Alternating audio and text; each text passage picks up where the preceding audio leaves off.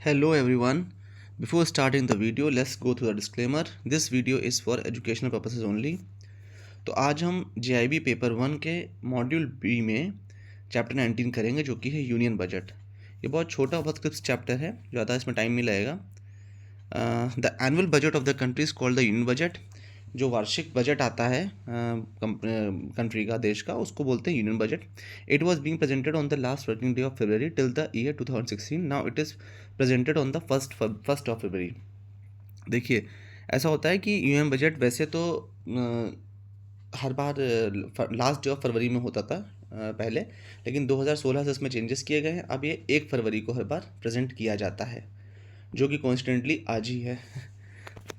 The rail budget, which was earlier presented separately by the Union Railway Minister, has now been merged with the Union Budget। पहले क्या था कि rail budget अलग आता था और यूनियन बजट अलग आता था, लेकिन अब रेल बजट को भी यूनियन बजट में ही ऐड कर दिया गया है। देखिए, इसमें डिटेल्स तो बहुत दिए हैं, लेकिन हम सिर्फ मेन चीज़ें समझेंगे। तो इसमें क्या क्या चीज़ें आती हैं? पहला आता है रिसिप्ट्स। रिसिप्ट्स में क्या क्या आता है? Revenue receipts. रेवेन्यू रिसिप्ट्स जो होती हैं उनके अंदर कई चीज़ें हैं। टैक्स रेवेन्यू, तो मेन जो उसको डाटा गया वो बचा गया टैक्स रेवेन्यू और टोटल नॉन टैक्स रेवेन्यू में, ठीक है। तो टैक्स रेवेन्यू में आपका ग्रॉस टैक्स में आता है corporate tax, income tax, wealth tax, GST, customs, excise duty, service tax, ये सारी चीज़ें आपकी टैक्स रेवेन्यू में आ जाती हैं। रिसिप्ट्स मतलब होता है प्राप्तियाँ। प्राप्तियाँ मतलब कि क्या क्या आए हैं, गवर्नमेंट को पैसा प्राप्त कहाँ कहाँ से हो रहा है, ठीक है, ये मतलब है इसका हिंदी में। तो जो प्राप्तियों में है, पहला हो गया आपका राजस्व प्राप्तियाँ हो गया, यानी रेवेन्यू रिसिप्ट्स हो गया। उसमें टैक्स के द्वारा कितना, नॉन टैक्स के द्वारा कितना है, तो टैक्स के द्वारा वाला ऊपर बता दिया गया, ठीक है। इसके बाद उन्होंने टैक्स रेवेन्यू के लास्ट में सब एक पॉइंट दिया, net tax revenue. Net tax revenue का मतलब क्या होता है कि हर स्टेट जो वो होता है, जो फंड होता है, उसमें कैलामिटी कंटिजेंसी फंड होता है जो राष्ट्रीय, उसमें कुछ पैसा डालना होता है, ठीक है। तो उसको अगर ग्रॉस टैक्स से हटा देते हैं और स्टेट का जो हिस्सा है उसको हटा देते हैं, तो जो बचता है वो होता है net tax revenue. Union budget मतलब केंद्रीय स्तर पर बात हो रही है, इसलिए इसमें स्टेट्स का शेयर हटाया गया। उसके बाद आता है total non tax revenue. Non tax revenue में क्या क्या आता है? इंटरेस्ट रिसीट्स जो होती है, डिविडेंड होता है, जो एक्सटर्नल ग्रांट्स होते हैं, जो नॉन टैक्स होते हैं, जो यूनियन टेरिटरीज को रिसिप्ट्स होती हैं, वो सारी।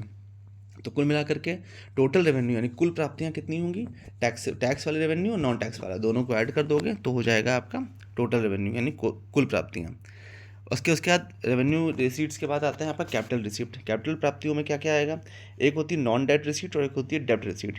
डेब्ट मतलब क्या होता है? कर्जा। तो बिना कर्जे के जो प्राप्तियां हैं और जो कर्ज के द्वारा प्राप्ति की जाए, तो बिना कर्जे में आपकी कौन कौन सी आ जाएंगी?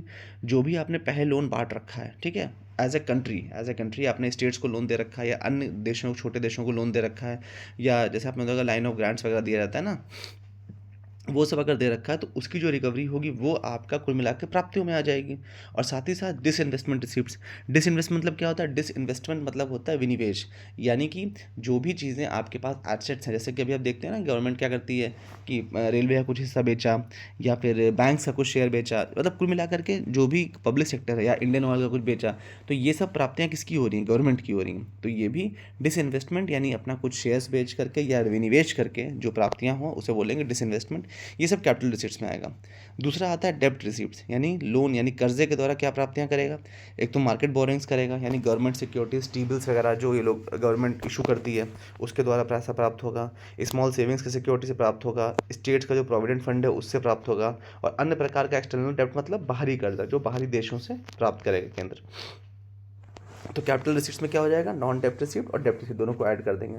तो कुल मिलाकर टोटल रिसिप्ट यानी कुल प्राप्तियां कितनी हुई?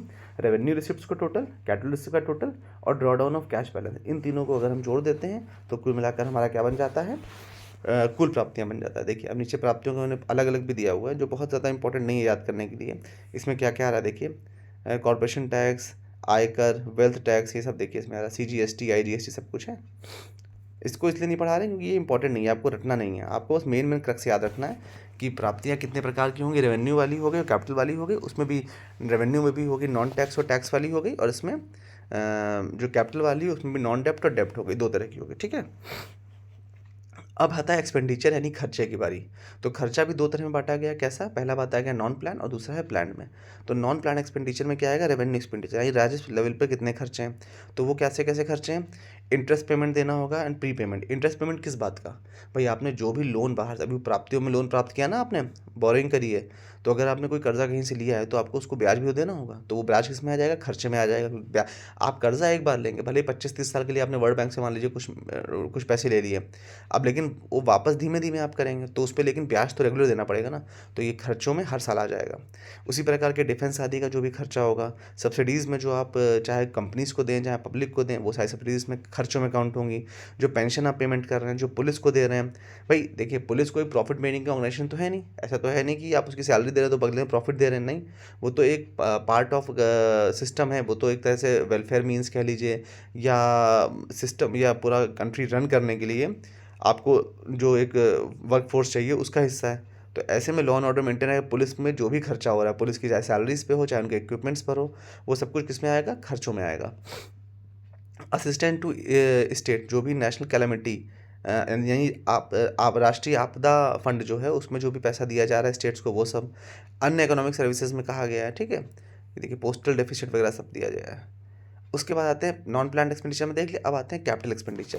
कैपिटल एक्सपेंडिचर में क्या कहा है? डिफेंस में दे रहे हैं, कैपिटल आउटले में दे रहे हैं, पब्लिक एंटरप्राइजेस को जो लोन दे रहे हैं, जो पीएसयू कोई डूब रहा है तो उसको लोन चाहिए आगे बढ़ाना है, तो अन्य राज्यों को जो दिया जा रहा है, यूनियन टेरिटरीज को दिया जा रहा है, जो अन्य फॉरेन नेशनल गवर्नमेंट्स को दिया जा रहा है, ये सब किस में होगा? खर्चों में होगा, कैपिटल एक्सपेंडिचर में होगा। तो non planned expenditure is equals to revenue non planned expenditure plus capital non planned expenditure, इन दोनों को, ये दोनों ही नॉन प्लान, ठीक है। तो नॉन प्लान में हमने दो चीज़ें ले ली हैं, पहला क्या लिया? रेवेन्यू वाला, और दूसरा क्या लिया? कैपिटल वाला। ये देखिए इसका डिटेल नीचे दिया गया है, किस किस बजट का किस किस साल का क्या क्या है, वो इंपॉर्टेंट नहीं है उतना याद करना, आप देख लीजिएगा एक बार, लेकिन इंपॉर्टेंट नहीं है। नॉन प्लान एक्सपेंडिचर के बाद आती है प्लान एक्सपेंडिचर। प्लान एक्सपेंडिचर भी दो हिस्सों में बटा है, क्या है? पहले रेवेन्यू एक्सपेंडिचर और फिर कैपिटल एक्सपेंडिचर। रेवेन्यू एक्सपेंडिचर में क्या है? सेंट्रल प्लान, और सेंट्रल जो केंद्र का जो प्लान होगा वो क्या खर्च हो रहा है, और साथ ही साथ केंद्र जो है असिस्टेंस देगा राज्यों को, और जो केंद्र शासित प्रदेश हैं यानी कि यूनियन टेरिटरीज है उनको क्या क्या असिस्टेंस दे रहा है, पैसा मतलब, वो सब रेवेन्यू के खर्चे में आएगा। कैपिटल एक्सपेंडिचर में भी सेम वही दोनों आएंगे, सेंट्रल प्लान आएगा और जो स्टेट्स को दिया जाएगा वो, ये दोनों। क्योंकि प्लान एक्सपेंडिचर मतलब क्या है कि पहले से तय कर रखा है कितना खर्चना है, और नॉन प्लान में मतलब क्या है? जो अचानक आके खर्चा खड़ा हो जाए। तो plan expenditure is like revenue expenditure plus capital expenditure. Total expenditure कितना हुआ? Total non plan plus total plan, इन दोनों को मिलाकर का। अब देखिए ये कॉन्सेप्ट एक इंपॉर्टेंट है, डेफिसिट कॉन्सेप्ट। डेफिसिट को हिंदी में समझ लीजिए कम होना। किसी भी चीज़ की कमी होती है तो उसको क्या बोलते हैं? डेफिसिट है, यानी कि वो चीज़ कम है।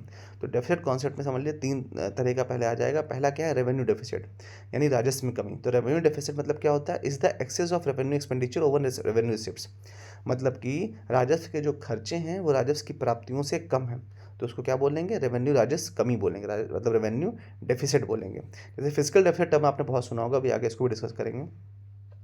फिर आता है effective revenue deficit. Effective revenue deficit क्या होता है?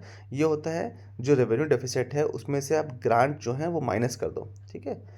जो भी आपने एसेट्स क्रिएट करने के लिए ग्रांट्स किए हैं, सपोज गवर्नमेंट ने किसी स्टेट को कुछ ग्रांट किया, कुछ ग्रांट मतलब कुछ लोन दिया है, कुछ पैसा दिया है उधार, जिससे वो लोग कुछ एसेट्स बना रहे हैं, मतलब कोई नई कंपनी बना रहे हैं, ठीक है, या नई कोई यूनिट बन रही है, या नई फैक्ट्री डाली जा रही है स्टेट लेवल पर, या कोई नई शुगर मिल डाली जा रही है। तो क्या हो रहा है? ओवरऑल इक्विपमेंट या मशीनरी या मैन्युफैक्चरिंग के द्वारा एक एसेट क्रिएट हो रहा है। तो जब कैपिटल एसेट क्रिएट होगा तो उसको रेवेन्यू डेफिसिट में से माइनस कर दिया जाएगा, क्योंकि वो देखा जाए तो बेसिकली खर्चा है नहीं, वो तो आपने एक तरह से एसेट क्रिएट कर लिया ना, तो वो कल को आपको और रेवेन्यू देगा। तो इसलिए ये उसका मतलब लॉजिक है। तो क्या करता है? रेवेन्यू डेफिसिट में से जब ये ग्रांट्स इस तरह की माइनस कर देते हैं तो क्या आ जाता है? इफेक्टिव रेवेन्यू डेफिसिट, यानी प्रभावी रेवेन्यू डेफिसिट असली में क्या है वो आ जाता है। फिर आते हैं फिजिकल डेफिसिट पे। फिजिकल डेफिसिट देखिए बहुत इंपॉर्टेंट है, ये हम लोग पिछले चैप्टर्स में भी एफआरबीएम वगैरह पढ़ चुके हैं, जिसकी वजह से जो उसमें जिसका मेन उस एक्ट का एम ही था फिजिकल डेफिसिट को रिड्यूस करना। तो फिजिकल डेफिसिट का मतलब क्या होता है? Excess of total expenditure including loans net of recoveries over revenue receipts including external grant and non डेप्ट रिसीट्स। देखिए यहाँ भी वही कहा गया है कि जब खर्चे ज़्यादा हों और कमाई कम हो, ठीक है, प्राप्तियाँ कम होंगी और खर्चे ज़्यादा होंगे, तो जो डिफरेंस आएगा उसको क्या बोलेंगे? फिजिकल डेफिसिट बोलेंगे। तो जब टोटल एक्सपेंडिचर जो है लोन और जो रिकवरीज प्राप्त हो रही है उन सब का किससे माइनस कर देंगे? जो रेवेन्यू द्वारा प्राप्तियाँ हैं जिसमें एक्सटर्नल ग्रांट से मिला लेगा, और साथ ही साथ जो नॉन डेप्ट रिसीप्ट्स हैं, नॉन डेप्ट में जो हमने शुरू में ही पढ़ा था, यानी कि जो भी लोन की प्रीमियम वगैरह हमको प्राप्त हो रही हैं, जो इंटरेस्ट प्राप्त हो रहा है, वो सब क्या होगा? नॉन डेप्ट रिसीप्ट्स होगा। इन दोनों का जो डिफरेंस है उसको क्या बोलेंगे? फिजिकल डेफिसिट बोलेंगे। In other word physical deficit equals to total expenditure minus total revenue. कुल जो आपके खर्चे हैं और कुल जो प्राप्तियां हैं उन दोनों का डिफरेंस क्या होगा, फिजिकल डेफिसिट होगा। रेवेन्यू डेफिसिट क्या था, revenue expenditure minus revenue receives, तो आ गया रेवेन्यू डेफिसिट। फिजिकल डेफिसिट मतलब total expenditure minus total revenue, ठीक है। टोटल रेवेन्यू जो है मतलब प्राप्तियां, उसमें से बोरोइंग हटा देंगे, क्योंकि बोरोइंग आपके ऊपर तो कर्जा लाद रहा है ना, तो वो आपकी लाइबिलिटी बन रहा है, तो उसको नहीं देंगे। Primary deficit is the difference between the physical deficit and interest payment. अब इस फिजिकल डेफिसिट में से जब जो हमने इंटरेस्ट भी तो हम पे कर रहे हैं, जो नए लोन हमने ले रखे हैं उन कुछ इंटरेस्ट हम प्राप्त करेंगे जो हमने लोन दे रखे हैं, लेकिन जो लोन हमने ले रखे हैं उस पर हमें इंटरेस्ट पे करना पड़ेगा। तो जब फिजिकल डेफिसिट में से उस इंटरेस्ट को माइनस कर देंगे तो जो बचेगा उसको बोलते हैं प्राइमरी डेफिसिट, यानी प्राथमिक लेवल का हो गया वो। आशा करता हूँ आपको क्लियर होगा। कोई डाउट हो तो आप लोग कमेंट सेक्शन में पूछ सकते हैं। Please subscribe the channel, hit the like button and share the video and don't forget to comment. Thank you so much.